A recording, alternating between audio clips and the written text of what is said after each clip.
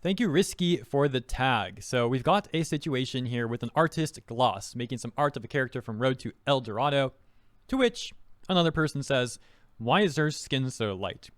The lighting. She's still darker in the movie, even in broad daylight. It wouldn't change her skin tone like that. I made an artistic decision to portray it like this. I'm sorry if you don't like it, but it also doesn't bother me. And that's where you see Risky tagging me. So thank you again for that. So oftentimes you do see artists like completely bend the knee and delete their art and all that, maybe even issuing an apology.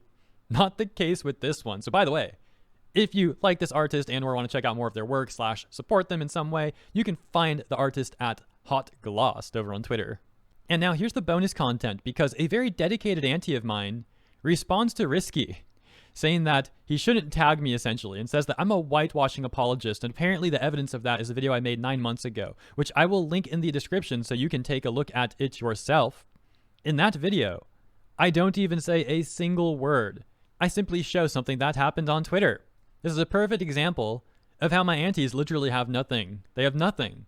Your evidence is something where I don't even talk? Okay, great. Furthermore, at the end of that video, I even show text saying, anyways, I prefer the original Mirko, but I also enjoy laughing at Twitter. Yeah, people being all silly on Twitter or upset or hypocritical, it can be rather amusing. Now, the kicker is this auntie, this horse person, actually made statements following this that can be seen as overtly racist. Furthermore, another side note about this horse person, you might have seen them before. I'm pretty sure I've seen them in my own comment section.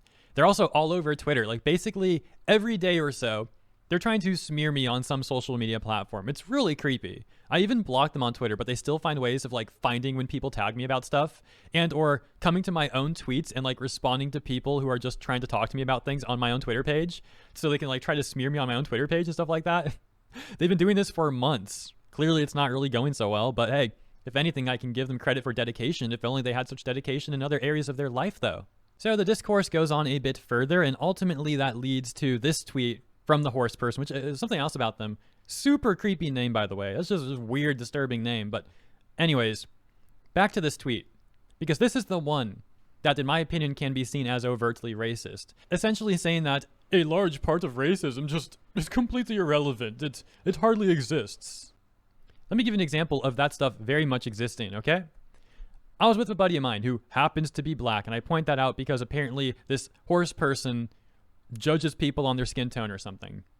So he and I, good friend of mine, we're skating, and we end up going on a cul-de-sac, and we're skating, and he points something out to me. He says, whoa, this in 2022 or something like that. And I take a look at what he's pointing at.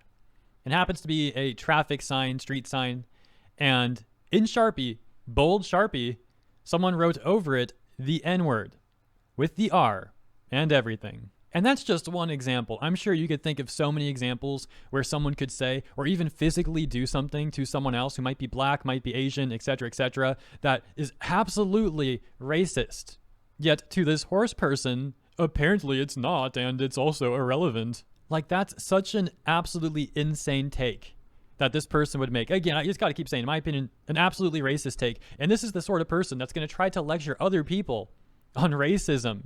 It just goes to show that they actually don't know anything about racism, and they're very likely very sheltered, very privileged, and yet pretend like they're on some high horse, pun not intended, like above everybody else on some pedestal, trying to lecture people about a topic that they know nothing about, and if anything, say things that can be seen as overtly racist themselves.